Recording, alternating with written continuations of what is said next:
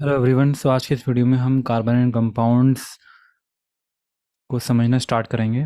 तो ये first video है। इसके अंदर हम कार्बन की कुछ बेसिक्स एंड कार्बन की कुछ प्रॉपर्टीज़ के बारे में समझना स्टार्ट करेंगे। तो स्टार्ट करते हैं। सबसे पहले क्वेश्चन ये है कि कार्बन है क्या, कार्बन कहाँ कहाँ पाया जाता है, कार्बन का एटॉमिक स्ट्रक्चर, इसकी वैलेंसी, इसका इलेक्ट्रॉनिक कन्फिग्रेशन क्या क्या है। तो सबसे पहले तो ये नेचर में पाए जाने वाले एक एलिमेंट है। इसका सिंबल सी है। ये नॉन मेटल है। और क्योंकि कार्बन का एटॉमिक नंबर जो होता है वो 6 होता है, इसीलिए इसका इलेक्ट्रॉनिक कॉन्फ़िगरेशन कितना होता है, 2,4। 6 को आप ऐसे रिप्रेजेंट करोगे ना, 2,4। आपने क्लास 9th में पढ़ा होगा।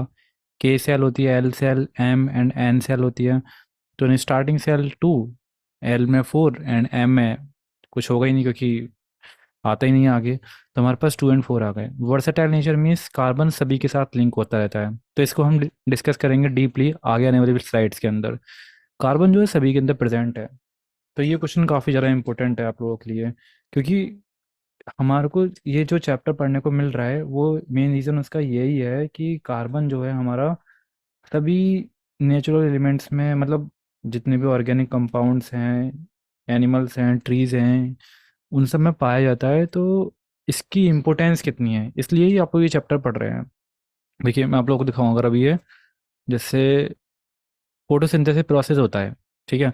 तो फोटोसिंथेसिस प्रोसेस के अंदर क्या होता है, सनलाइट जब फॉल होती है तभी तो हमारा खाना बनकर तैयार होता है। और खाने में क्या होता है, पेड़ के CO2 प्लस के H2 जब ये कंबाइन होते हैं तो हम लोगों को मिलता है C6H12O6, जो कि ग्लूकोज कहलाता है।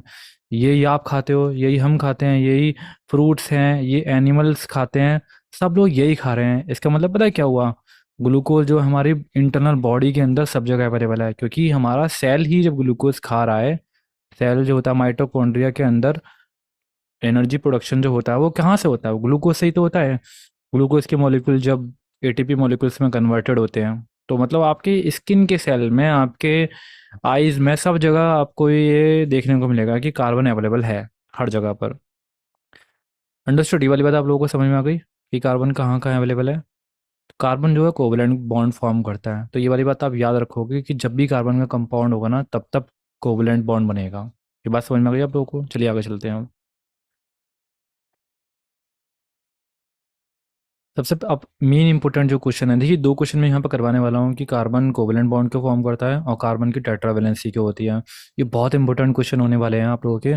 तो इस पर काफ़ी अच्छा टाइम इन्वेस्ट करिएगा। अगर नोट कर सकते हैं तो नोट भी करिएगा। मैं स्लाइड को रोक के रख दूंगा थोड़ी देर के लिए, लेकिन पहले मैं आपको समझा देता हूँ यहाँ पर। ये पहले ना आप ये केस समझो कि आयनिक बॉन्ड कब फॉर्म होता है। अगर आप लोगों ने मेटल्स एंड नॉन मेटल्स पढ़ा हुआ होगा तो आप लोगों को पता होगा कि आयनिक बॉन्ड फॉर्म तब होता है जब एक एटम, मान लो कि मैंने ये स्ट्रक्चर बनाई सोडियम एटम की, ये न्यूक्लियस है, ये K सेल हो गई, और ये L सेल हो गई मेरी, ये KL।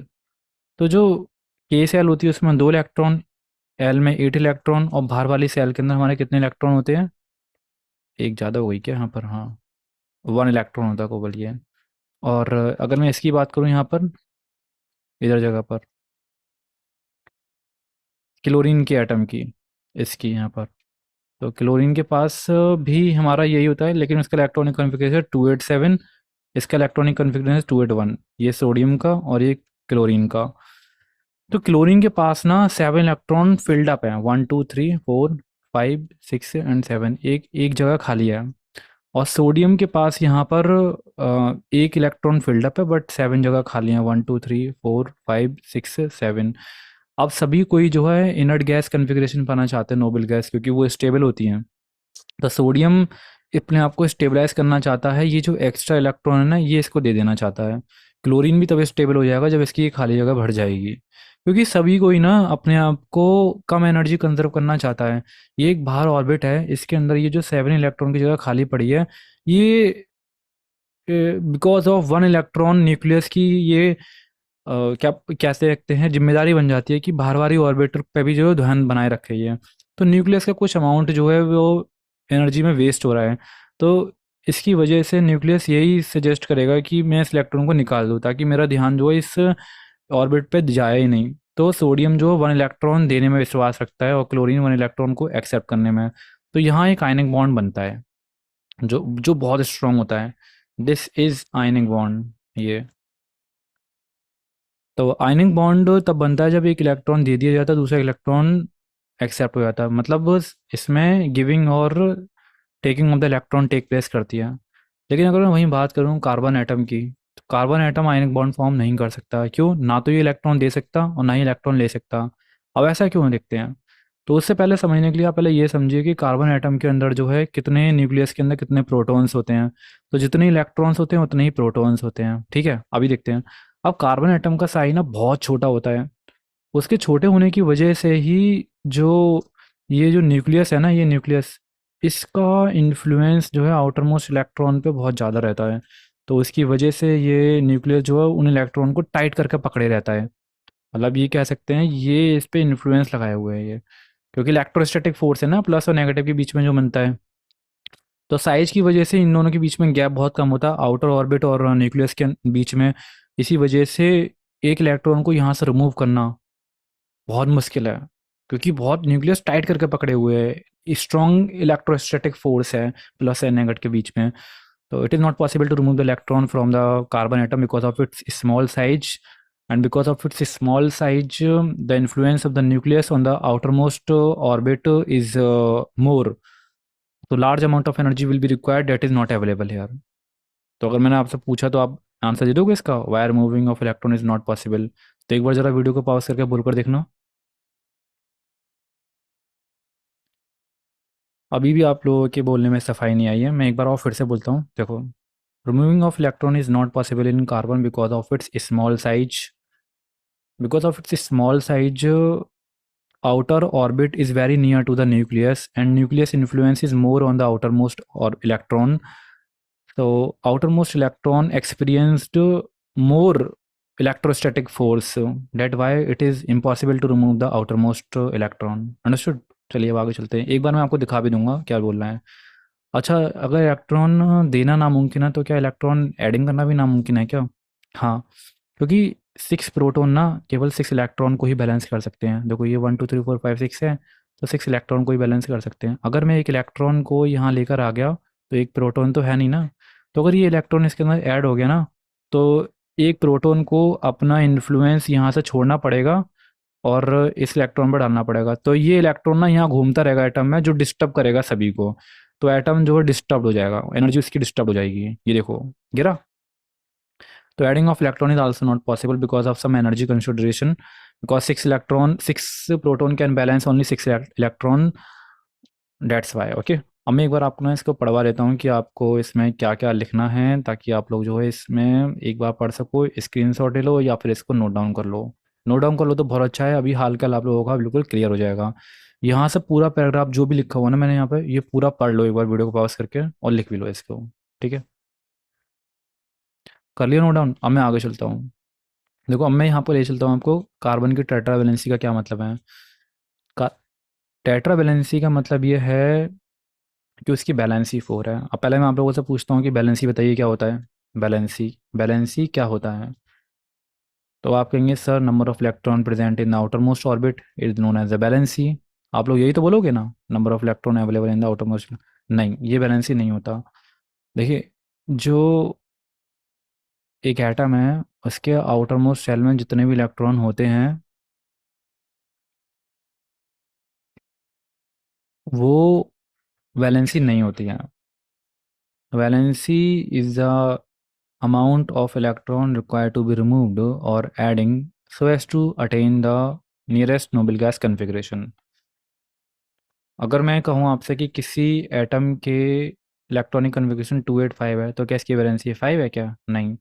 इसको नियरेस्ट नोबल गैस कन्फिग्रेशन लेने के लिए 3 मोर इलेक्ट्रॉन की रिक्वायरमेंट है, तो इसकी वैलेंसी 3 है। ठीक है। अगर सोडियम का मैंने इलेक्ट्रॉनिक कन्फिग्रेशन ये लिखा 281, तो इसकी वैलेंसी क्या 1 है? इसकी वैलेंसी 1 है। क्यों? क्योंकि सोडियम जो है नियरेस्ट इलेक्ट्रॉनिक कन्फिग्रेशन एक्वायर तब कर सकता है जब वो इस 1 को रिमूव कर दे। तो एक दूसरी डेफिनेशन थी हमारे पास ये कि आउटर मोस्ट सेल में जितने इलेक्ट्रॉन होते हैं वो, और अगर वो इलेक्ट्रॉन 5 या 5 से जा रहा है तो हम 8 में से माइनस कर देते हैं, ये 3। ठीक है, ये हो गई बात ये। अब आगे चलते हैं हम लोग यहाँ पे। तो टेट्रा वैलेंसी का मतलब क्या हुआ कि कार्बन को और मोर इलेक्ट्रॉन की रिक्वायरमेंट है अपने नियरेस्ट नोबल गैस कन्फिग्रेशन पाने के लिए। तो ये 4 कोवलेंट बॉन्ड से अपने sharing of electron take place करता है। इसी वजह से इसको टेट्रावेलेंट एटम कहा जाता है और इसकी वैलेंसी टेट्रावेलेंसी है। आप एक बार इसको भी ना पढ़ लो पूरा, नोट कर लो इसको, क्वेश्चन को, बहुत इंपॉर्टेंट है क्वेश्चन ये वाला ये। ठीक है, अब चलते हैं वर्सेटाइल नेचर। कार्बन का वर्सेटाइल नेचर क्यों है कि कार्बन सभी के साथ नहीं है, अपना तालमेल बनाता चले जाता है, ऐसा हर कोई नहीं करता। इसके पीछे का रीजन ये है, कार्बन, हाँ कार्बन अपनी लंबी लंबी चेन भी बना लेता है। Catenation, catenation is a self linking property of the carbon, like वो अपने आप से जो है जुड़ता चला जाता है, जुड़ता चलाता है, जुड़ता चलाता है, ऐसे ऐसे ऐसे ऐसे। अगर एक कार्बन है, ये यूं यूं जुड़ते चले जाते हैं, कोई रोकने वाला नहीं है ना। इसी की वजह से जो है ये बहुत लंबे लंबे कंपाउंड बना लेता है। टेट्रा वैलेंसी लाइक इसकी 4 वैलेंसी है, तो ये चारों तरफ से घेरता है ना, चारों तरफ से। अब एक बार जो मैंने अभी भी सारी बातें लिखी हुई है ना, वो यहाँ से मैचअप हो जाएंगी। देखिए स्मॉल साइज की वजह से इसका इन्फ्लुएंस बहुत होता है। तो ये क्वेश्चन आता है कि why there is a unique ability for the carbon for self linking, why catenation is there. देखो इसका मैं एग्जांपल आप लोगों को देना चाहूँगा एक फिगर बनाकर। देखिए इसका राज छुपा हुआ है इसकी स्मॉल साइज में, यहाँ देखने का रहा, जो किसी और के पास नहीं होती प्रॉपर्टी। ये देखो, मान लो कि ये कार्बन का एटम है और ये न्यूक्लियस है यहाँ पर हमारे, ये प्लस प्लस ये, और जो कार्बन है उसके आउटर मोस्ट शेल में 4 इलेक्ट्रॉन होते हैं। तो 2 यहाँ पर, मैं इधर इधर से कोई नहीं बना रहा, आप समझ जाइए कि इधर भी पीछे एक कार्बन होगा। यहाँ पर 1 2, ये ऐसे कर कर। तो मैंने यहाँ पर क्या किया, शेयरिंग कर दी। जैसे यहाँ एक बॉन्ड बन गया, ये ऐसे कर कर ये, और ये मैंने यहाँ तो बनाया नहीं अभी, रुकिए,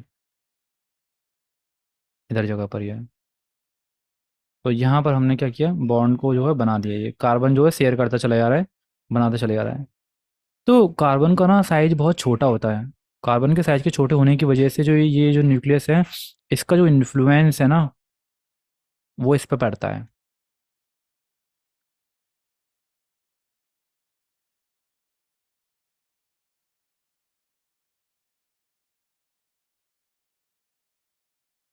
तो ये वाला न्यूक्लियस जो है इस शेयर्ड पेयर ऑफ इलेक्ट्रॉन को अट्रैक्ट करेगा, वहीं जो ये वाला न्यूक्लियस है ना वो भी अट्रैक्ट करेगा, ऐसे कर कर। तो को ऐसे कर करिए, जब ये दोनों एक दूसरे को इनको अट्रैक्ट कर रहे हैं तो ये एक दूसरे को ना कस की पकड़ लेंगे। ये इस इलेक्ट्रॉन के पेयर को कस की पकड़ रहा है, ये इस इलेक्ट्रॉन को पेयर को कस की पकड़ रहा है।